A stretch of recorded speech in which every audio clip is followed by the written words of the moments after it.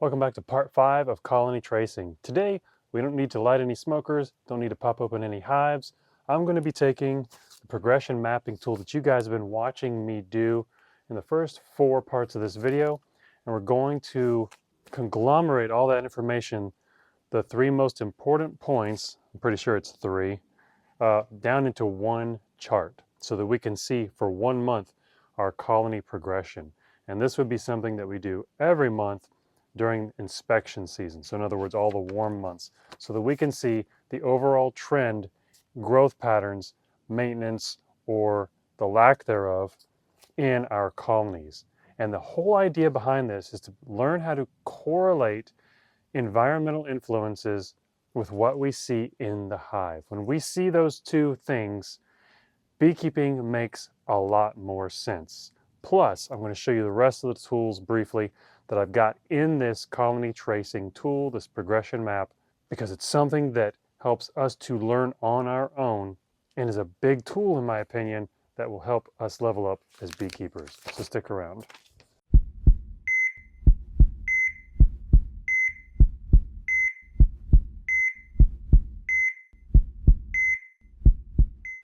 Welcome back to the Hive Doctor. So here in a second, I'm going to bring you closer to the hood of the Beak Jeep. We're going to use this as our work table today so I can show you how I'm going to map our monthly progression of the 3 most important variables of the 13 variables that we keep track of. It's those 3 that show us our colony progression, growth. It's those 3 that show us the most correlation between outside and inside of the hive. So here we go. All right, so first of all, here's all the information we've been gathering. And here's the chart showing the 3 variables that we're going to be gathering from the month of March of 2026 so that we can create a visual of what influences our bees. So if you recall, we marked information for blue hive and yellow hive. For the sake of this example, we're just going to be logging the information from blue hive. So we're going to be charting the weather in green, forage availability in yellow, and of course the brood area and volume from blue hive in blue. So let's do a breakdown of this chart so that you can see how and what we're marking exactly. So I'm going to put the month and date up here. Of course, it's March 2026. These are the days of the month, 1 through 30. I didn't worry about getting 31 days in there. Here's our different levels of weather. Sunshine, these upper 2 blocks, partly cloudy, partly sunny, these 3 blocks, windy, these 3 blocks, and rain, of course, is these 2 bottom ones. Forage availability, no forage is going to be the bottom 3 boxes. Minor source, the next 3. Major source, of course, is a nectar flow, those top 4.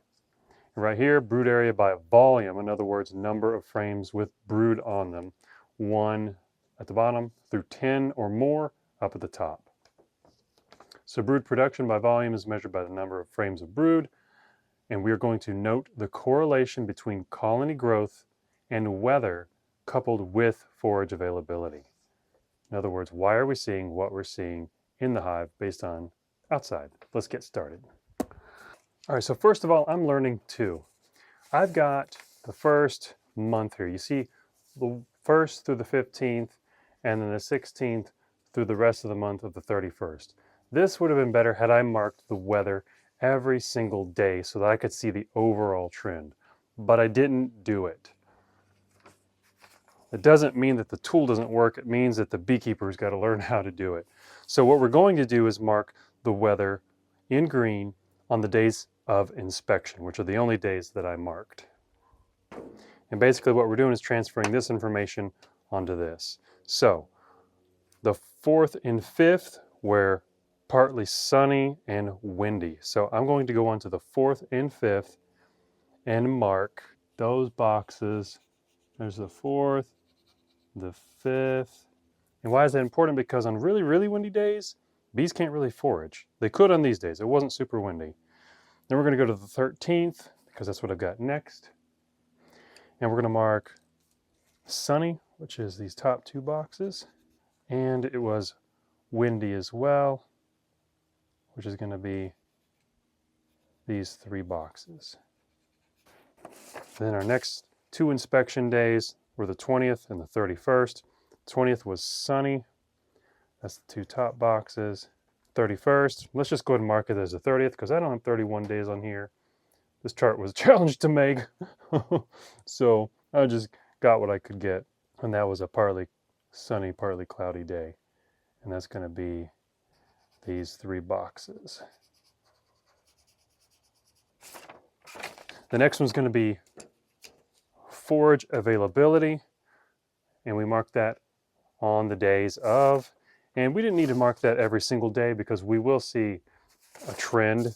It pretty much was just minor sources the whole time. So the 4th and 5th, I've got 4th and 5th minor sources available. That's going to be both days, these 3 boxes. 13th, same, because we're not in a dearth, and we're also not in a honey flow. And then the 20th, and again, 31st, but we'll mark it on the 30th. This is spring, so minor sources being available makes sense. Now moving on to Blue Hive information. We're just looking at brood area according to the volume, number of frames of brood, and just the Blue Hive. So these 2 pages, on the 4th, we've got 3 frames of brood. So coming down the 4th, I'm going to mark 3 boxes for 3 frames. Over here on the 13th, still only 3 frames of brood, although it doesn't mean they had the same amount of brood.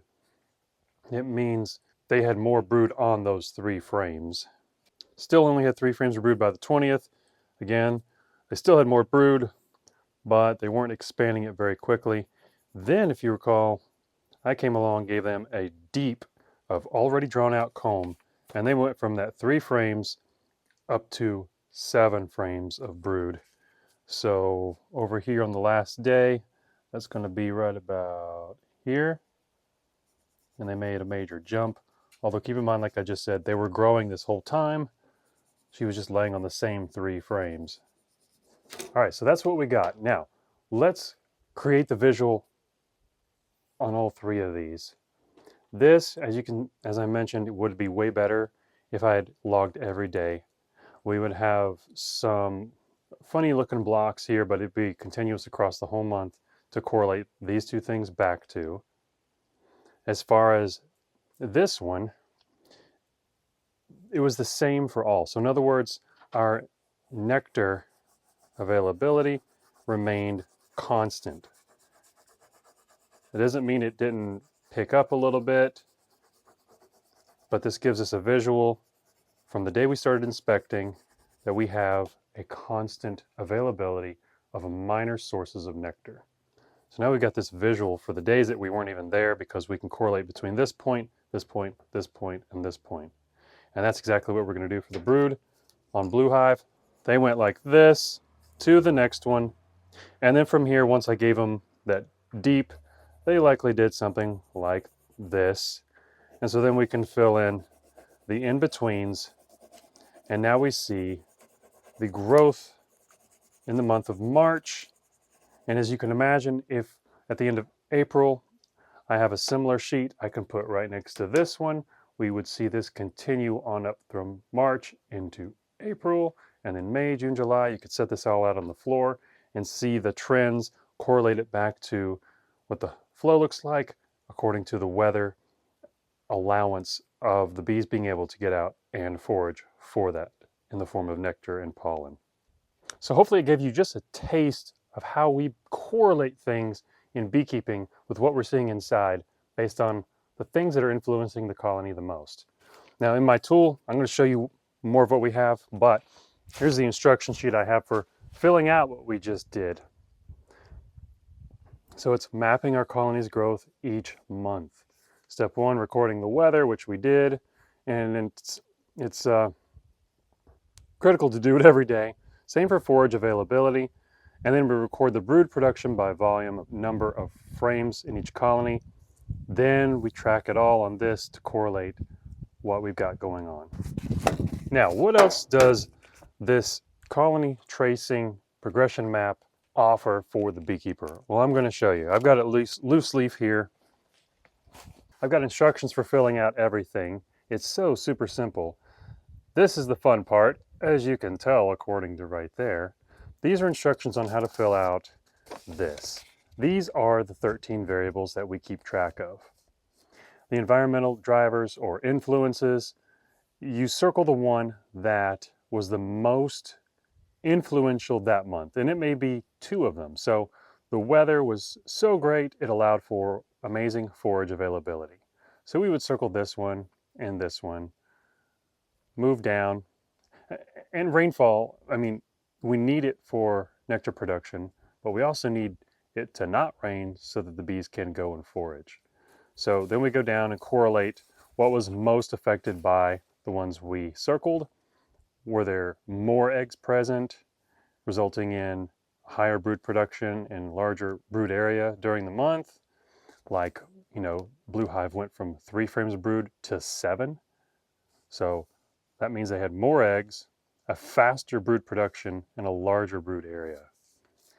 And that's going to be translated into their population and structure. More adult bees, according to the space they have. That's part of our job, making sure they have adequate space. Comb building, and how they're placing their resources. Remember in the tool we would see if they were placing the incoming nectar on the frames of brood around the brood, on the peripheral of the brood nest, or above the brood chamber. And a lot of times these things will have a feedback loop. They will affect things so much that it goes back up here and just repeats itself. Now the next thing on here is reproductive and expressive signals. These are the kind of isolated events from these, but still affected by these, everything upstream of it. Their drone production. Do they have drones? Are they making drones? What's their queen cell activity? If you recall from the last 4 parts of our videos, they had no intention of swarming, which is great because we put it on paper and we can see that because there was no swarm cells present. And all of this results in the expressive outcome of the colony's behavioral tone. And then we've even got this prompt down here to help you fill this out so that you can see for yourself what your colony's doing. Given the current environmental drivers from step 1, the colony has adjusted their biological production from step 2, which has resulted in what? Their population and structure from step 3. Are they building comb? Yes, no. Where are they placing their resources? Things like that. This has triggered blank reproductive or expressive signals. Queen cells, no queen cells, are they superseding, about to swarm? Leading toward a colony behavioral tone best described as, and then you fill this part out. Are they aggressive, kind, lenient towards you being there? That's why I love this chart. It puts things in perspective of cause and effect of colony dynamics. And then we move on to the feedback loop analysis, which I told you or briefly showed you. This walks you through that. We work into cause and effect analysis table 1, where we talk about all the variables, which ones were dominant, which ones were supporting, which ones were minor. Cause and effect analysis tables 2 and 3, where we analyze the environmental drivers, the population and structure responses. Cause and effect analysis table 4, where we consider their reproductive and expressive signals, and of course table 5, where we really think about their growth factor trends. Are they expanding? Are they remaining steady? Or are they contracting? And then the time lag consideration, because bees work in a time lag according to what's going on. If resources are available today, they're not going to reflect that in the brood production until later. And then here's a seasonal arc review to give you an idea of what that colony did. Were they an expansion engine where they grew and looked great? Were they a resource stabilizer where they mostly just maintained themselves but didn't really ever grow? or were they survival focused, which means they never really grew and it was kind of hard for them to always get their feet under them. And of course I've got freehand notes pages right here. Get back to page 1 of the whole tool. So that's the colony tracing progression mapping tool in a nutshell. My goals are to have this available for beekeepers who are interested in tracking what I feel matters the most. In other words, notes that we can actually use later to better our practices, not just notes for the simple sake of taking notes. I think through the things that I've looked at available online, there are a lot of different ways of taking notes when going through your hives and tracking your inspection records. And a lot of those things really make no difference. They're not important. It's really just a bunch of noise. I want to see why my colonies look the way they do. And that's why I put so much time into figuring out what influences my colonies the most to make them look like they do. So you can learn more about this in my volume 4 of colony tracing, progression mapping your colony's direction. And I also hope to have this tool available as soon as I can. A lot of stuff going on right now as of April 2026, but this is definitely on my list of get it out there for others to be able to use soon. Let me know if this is something that you're even the least bit interested in. Some of you have already shared that you've got your own apps that you keep your own notes in. I think that's really cool, and it's great when a beekeeper can come up with the things that matter the most to them. So thank you for joining me in this video and this 5th part in the 5-part series of colony tracing. Hope to see you guys in the next video.